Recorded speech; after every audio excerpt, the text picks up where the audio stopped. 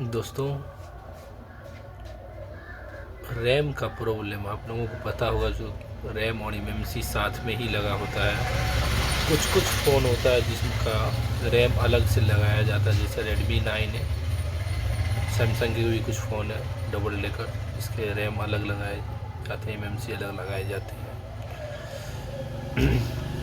तो कैसे पता चलेगा आपको जो रैम ख़राब है? कोई है आप लोगों के पास जानकारी?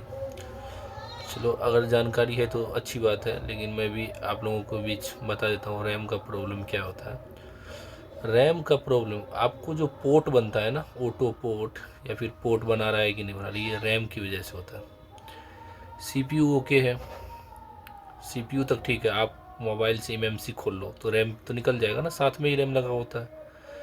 या नहीं तो आप किसी के फ़ोन है जिसका रैम अलग से लगा हो, एमएमसी अलग लगा हो, उसमें से आप रैम निकाल लो, एमएमसी लगे रहने दो, तो सेट आपका पोर्ट बनाएगा, ऑटो पोर्ट बनाएगा। रैम जैसे निकालोगे सेट ऑटो पोर्ट बनाएगा। रैम लगा दो, एमएमसी निकाल लो, तो सेट ऑटो पोर्ट नहीं बनाएगा।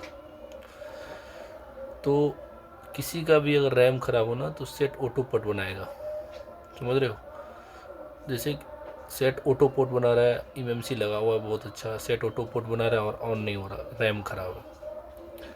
अगर रैम अच्छा रहता तो सेट ऑटो पोर्ट बनाता ही नहीं। अगर एमएमसी ठीक, अब एमएमसी को लेना देना नहीं है रैम से। रैम आजकल तो रैम और एमएमसी एक ही में इनबिल्ट हो गया है। अभी जो कुछ सारे फ़ोन आ रहे हैं, कुछ ही फ़ोन है जिसका अलग से लगाया जाता है। इसका मतलब ये है कि ये पोर्ट बनाने का जो काम होता है ना, ये रैम का काम होता है। तो रैम अगर निकाल लो, चालू फ़ोन से आप रैम निकाल लो, यानी जिस फ़ोन का रैम अलग से लगा हुआ होता है, जिस फ़ोन में, उसका रैम निकाल लो, सेट ऑटो पोर्ट बनाएगा। एमएमसी लगे रहने तो उसको कुछ छेड़छाड़ नहीं करना। आप सिर्फ रैम निकाल लो, सेट ऑटो पोर्ट बनाएगा, 100% ऑटो पोर्ट बनाएगा। अब रैम लगा दो, एमएमसी निकाल दो, सेट ऑटो पोर्ट नहीं बनाएगा।